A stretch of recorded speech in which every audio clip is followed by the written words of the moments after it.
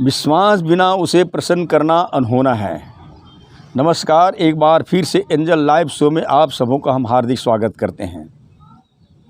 जी हाँ मेरे प्रिय भाई बहनों, विश्वास बिना उसे यानी कि परमेश्वर को प्रसन्न करना अनहोना है। आइए जानेंगे कि पवित्र बाइबल इस विषय में क्या कुछ बताती है।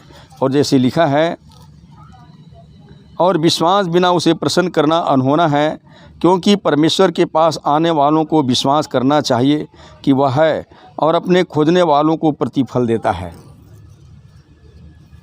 प्रियों, वास्तव में विश्वास बिना इस नश्वर संसार के पास कोई और आशा ही नहीं है कि किसी पर विश्वास किए बिना किसी को प्रसन्न कर ले या किसी को वरण कर लें। पर विश्वास वह जो मान लेता है जिसका बोध हम शारीरिक रूप से नहीं कर सकते। लेकिन विश्वास दो प्रकार का होता है। पवित्र बाइबल में हमें दो प्रकार के विश्वास के बारे में बताती है। एक मरा हुआ विश्वास और दूसरा जीवित विश्वास। मरा हुआ विश्वास कुछ भी नहीं कर सकता। जिस तरह से आत्मा के बिना देह मरी हुई अवस्था में पाया जाता है, उसी तरह से मुर्दा विश्वास भी मसीह की आज्ञा पालन के कार्यों के बिना व्यर्थ है। और जैसे याकूब अपने पत्री में लिखता है,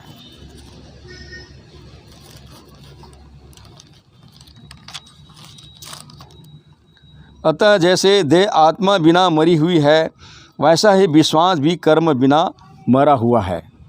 दूसरा जीवित तथा कार्य सहित विश्वास। जिस प्रकार मनुष्य का शरीर जीवित अवस्था में पाया जाता है, वैसे ही जीवित विश्वास भी शरीर की तरह कार्य करने से प्रकट होता है। जैसे शरीर जीवित रहता है और क्रियाशील होते रहता है, उसी तरह से जीवित विश्वास भी आज्ञा पालन के द्वारा देखा जा सकता है कि वो जीवित विश्वास है। परंतु मरा हुआ विश्वास मृत शरीर की तरह है। और जिस तरह से याकूब तक हमें बताती है,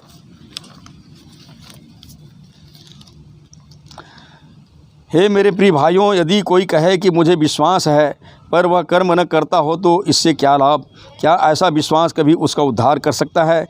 यदि कोई भाई या बहन नंगे उघाड़े हो और उन्हें प्रतिदिन भोजन की घटी हो और तुम में से कोई उनसे कहे, कुशल से जाओ, तुम गर्म रहो और तृप्त रहो, पर जो वस्तुएं देह के लिए आवश्यक है वह उन्हें न दे तो क्या लाभ? वैसे ही विश्वास भी यदि कर्म सहित न हो तो अपने स्वभाव में मरा हुआ है। याकूब की पत्री 2 अध्याय वचन 14 से 17 तक। इसलिए जैसे कि वचन हमें बताती है, क्योंकि परमेश्वर के पास आने वालों को विश्वास करना चाहिए कि वह है और अपने खोजने वालों को प्रतिफल देता है। पवित्र बाइबल में विश्वास के कई प्रकृतिक बताए गए हैं और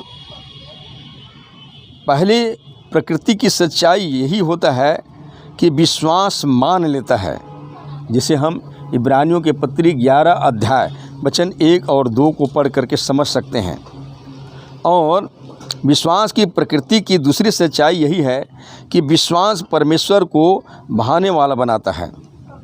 और इसी तरह से विश्वास की प्रकृति के बारे में तीसरी सच्चाई का यह पता चलता है कि जीवित तथा कार्य सहित विश्वास आज्ञा मानता है।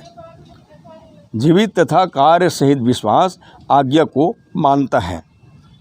और जैसे कि हम देखते हैं, नूह ने भी परमेश्वर की बातों का विश्वास किया और उसने उस विश्वास को अपने कार्य के द्वारा प्रकट किया, आज्ञा मानकर। तब हम देखते हैं उसके विश्वास करने के द्वारा अर्थात आज्ञा मानने ही के द्वारा 8 प्राणी बचाए गए, बाकी शेष जल प्रलय में डूब करके नष्ट हो गए थे। और जिस तरह से अब्राहम के बारे में हम देखते हैं, अब्राहम ने परमेश्वर की बातों पर विश्वास किया और आज्ञा पालन के द्वारा उस कार्य को प्रकट किया। और इसी तरह से हम देखते हैं विश्वास की प्रकृति की चौथी सच्चाई के बारे में। विश्वास वर्तमान परिस्थितियों के आगे अंतिम प्रतिफल की ओर देखता है। जब कोई किसी पर विश्वास करता है तो अंतिम प्रतिफल की आशा करती है, मतलब अंतिम प्रतिफल की ओर देखता है कि रीजन क्या होगा। इसी तरह से विश्वास की प्रकृति का छठवीं सच्चाई यह होता है कि विश्वास हमें जय पाने के योग्य बनाता है।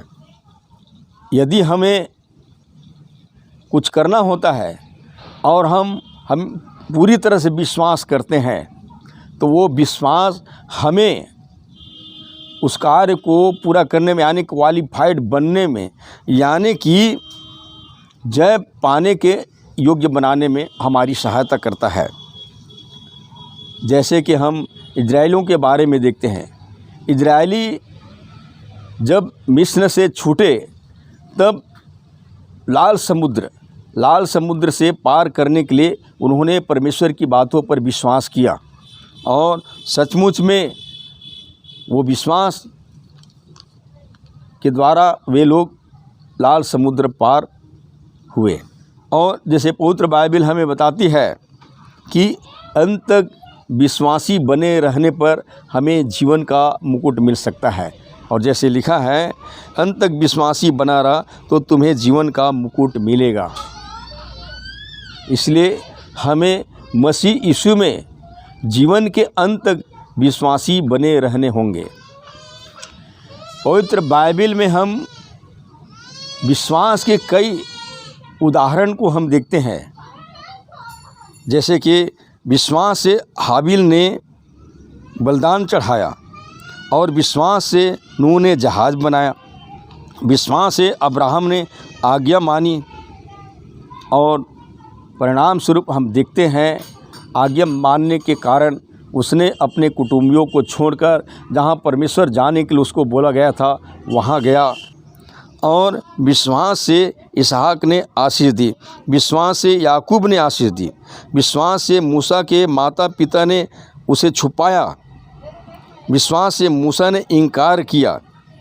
हम देखते हैं मूसा अपने लोगों के साथ दुख उठाना उचित समझा और अपने लोगों के साथ दुख उठाने के कारण उसने राजा फिरौन के बेटा होने से इनकार कर दिया। इसी तरह से विश्वास से मूसा ने फसह को मनाया, विश्वास से लोग लाल समुद्र के बीच से निकल गए, विश्वास से यरीहो की शहरपनाह गिर गई, विश्वास से राहाब ने जासूसों का स्वागत किया। ये सारी बातें हम इब्रानियों के पत्री 11 अध्याय में देख करके समझ सकते हैं। प्रियो, जिन लोगों का नाम यहाँ पर उल्लेख हुआ है ये सब परमेश्वर से भटके जाने के गंभीर खतरे में थे। इनके सामने आत्मिक जीवन की खतरनाक चुनौती था।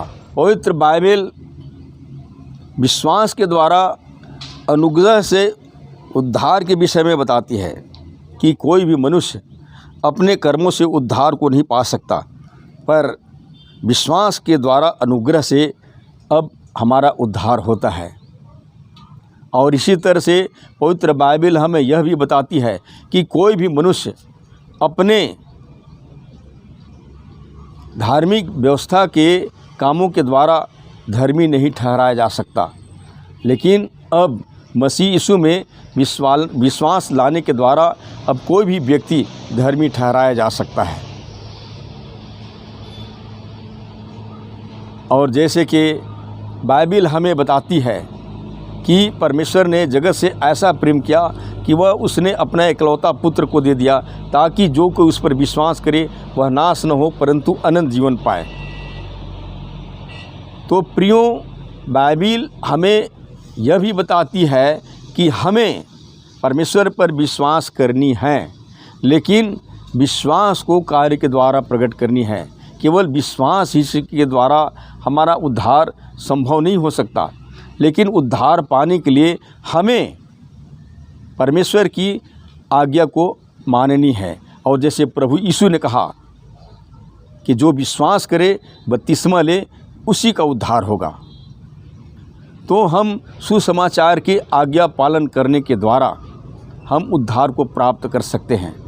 तो आज हर एक मनुष्य के पास में ये अवसर है। और जैसे कि कई लोग सोचते हैं कि हम परमेश्वर पर विश्वास करते हैं, प्रभु यीशु मसीह पर विश्वास करते हैं, लेकिन उसकी आज्ञा को नहीं मानने पर वह विश्वास मुर्दा के समान है। पर यदि हम परमेश्वर की बातों को पर विश्वास करते हैं, प्रभु यीशु मसीह की बातों पर विश्वास करते हैं, तो हमें उसकी आज्ञा को माननी है। क्योंकि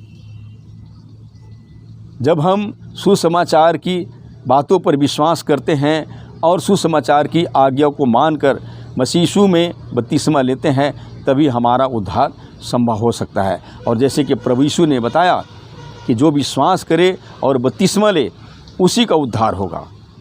सो परमेश्वर अपनी इन वचनों के द्वारा आप सबको आशीष दे। धन्यवाद।